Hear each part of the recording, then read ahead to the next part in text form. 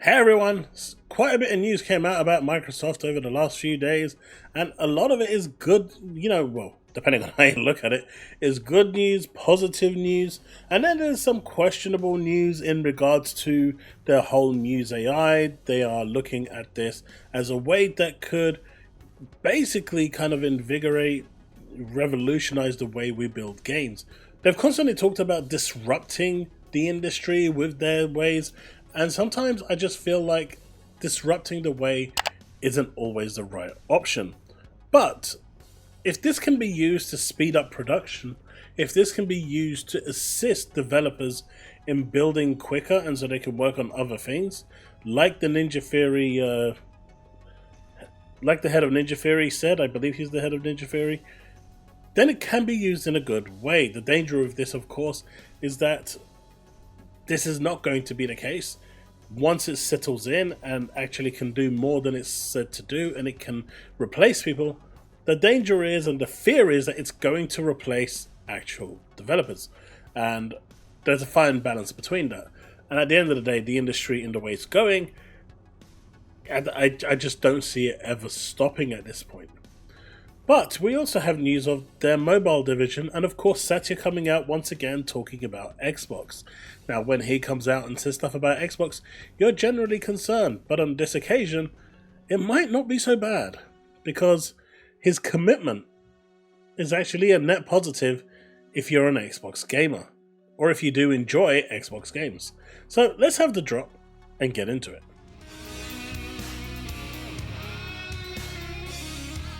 So we have this article over here by Pure Xbox. Microsoft CEO commits to producing great quality games as Xbox expands. And we know Xbox is expanding, so there's no real surprise there. There's nothing we can really do to stop it. That is the path that they've chosen. It's where they're going to go. Following up on yesterday's announcement of Muse AI, and Microsoft Satya and Nadella has been talking about Xbox's commitment to gaming in a new episode of the Wakesh podcast, noting that the team has to produce great quality games to be successful in the field. Now, some may see that as a no-brainer statement, but I think Microsoft is now realizing that they can't just push games out onto Game Pass if they're not ready. Redfall, Forza Motorsport 8, I believe, or they just rebooted it to just Forza Motorsport, but they've realized that they can't do that anymore if they want to be successful in this field. Those games that had a lot of money invested into them and time invested into them and pushed out early when they weren't ready, just so they could, fill in the gaps of Game Pass, probably did more damage than good, especially to the brand itself.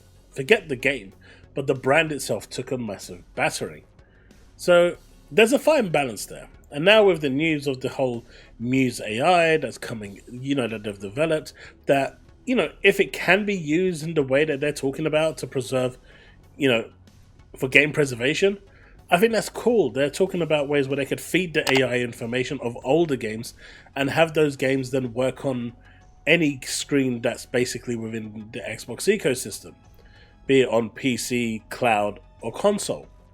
And I think that's awesome. Using it in net positive ways to be able to get those games that have been lost to time back onto our consoles for those that are interested in playing them, that do want to play them.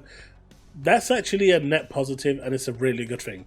The dangers, as I said at the start of the video, is that things can go horribly wrong, and if the AI is really good, it can replace jobs quite easily. And that is why the Ninja Theory lead basically turned around and said, the head of Ninja Theory said that, we're not going to use this in the way you want it to be used. We're going to use it to enhance our developers, not replace. Basically insinuating that they're not going to use it to replace their developers. They want that human element to be there. They want that human version, the human aspect to be in the games, because that's what defines these games. The emotions and thoughts and the human element that goes into it. But I think, we've seen what they did with Bleeding Edge and the way that was working and the way the AI learned from it. It wasn't perfect, but it's definitely getting there.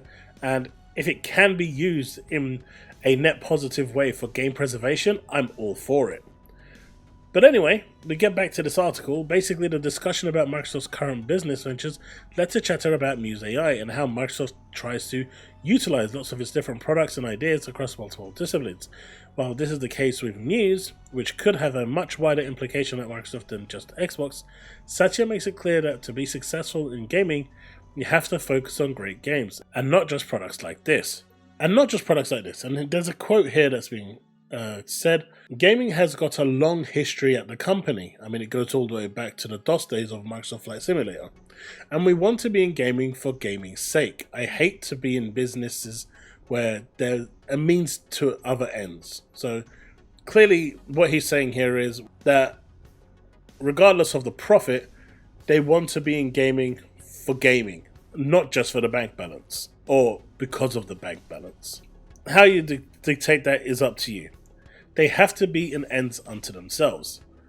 For example, cloud gaming is a natural thing for us to invest in because that'll just expand the ability for people to play games everywhere. And considering they've got their own Azure network, which is one of the biggest networks in the world, it's a no-brainer, right? Same thing with AI in gaming. We definitely think that it can be helpful. And I do agree, AI can definitely be helpful, and if it can shave a couple of years off development time, even better. Games taking 5 to 10 years to develop, if you can reduce, 7 to 10 years in most cases for a AAA game, if you can reduce that down to 5 years, half the time, 3 to 5 years, that's a win. That's a massive win, not for gamers, but for everyone.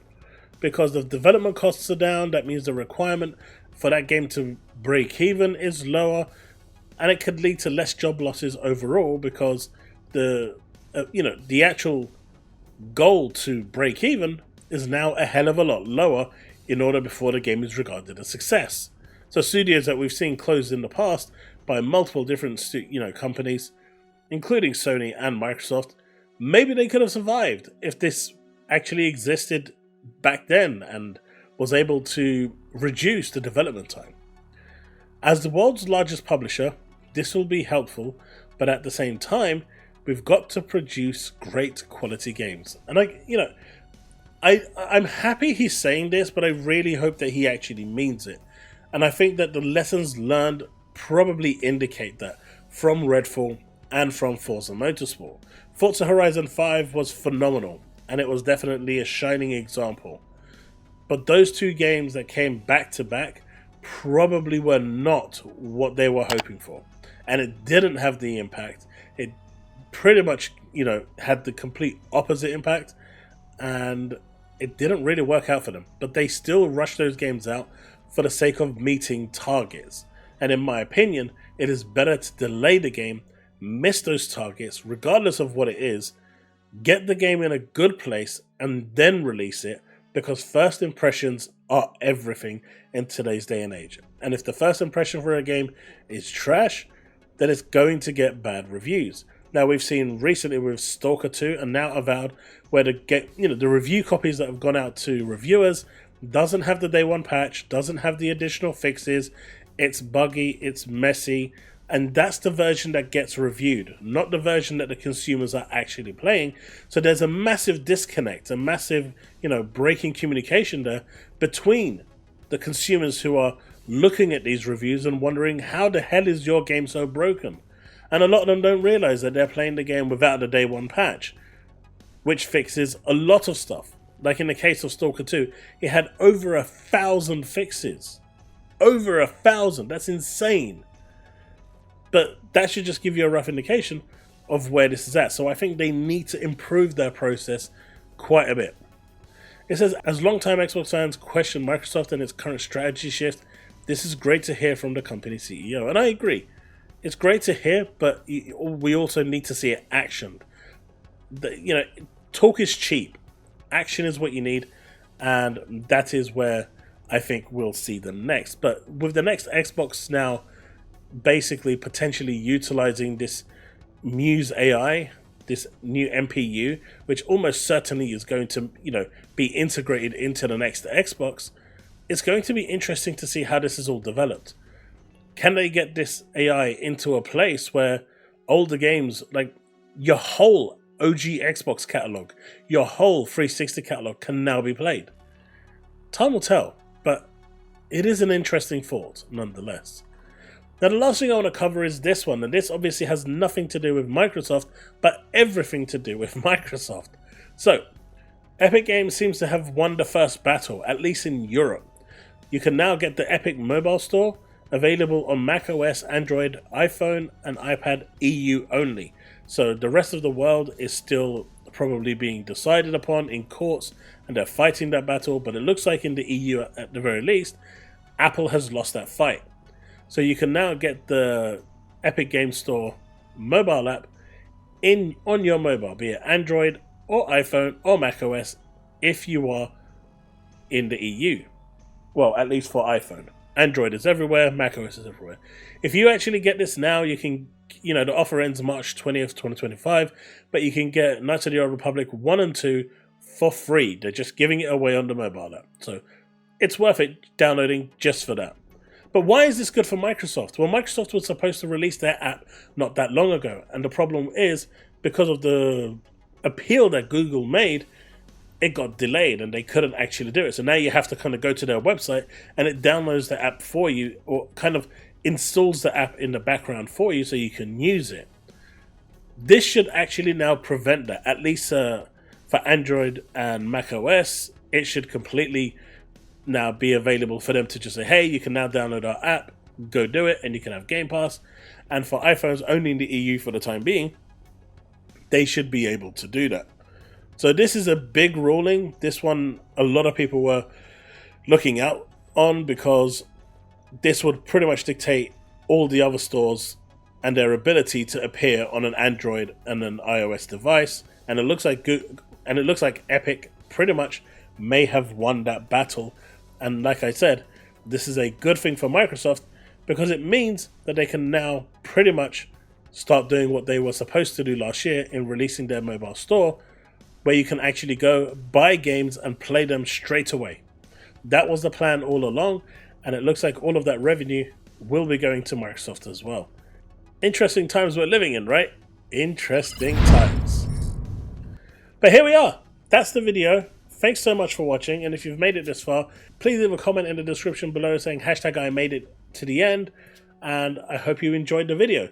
If you are new to the channel or revisiting and are enjoying the channel, do consider leaving a like, hit that red button to subscribe, hit that bell to stay up to date with all content I release. We are trying to get to 10,000 subs by the end of the year. That is my goal this year. So hopefully we can hit that. I appreciate all your support. Thank you to all of those that actually came out to my stream today.